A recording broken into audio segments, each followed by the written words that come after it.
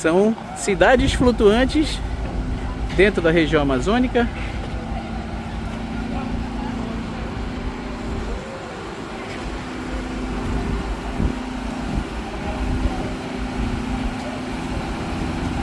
E só lembrando que daqui a alguns dias nós vamos para Parintins, claro, não para assistir a apresentação dos bois, mas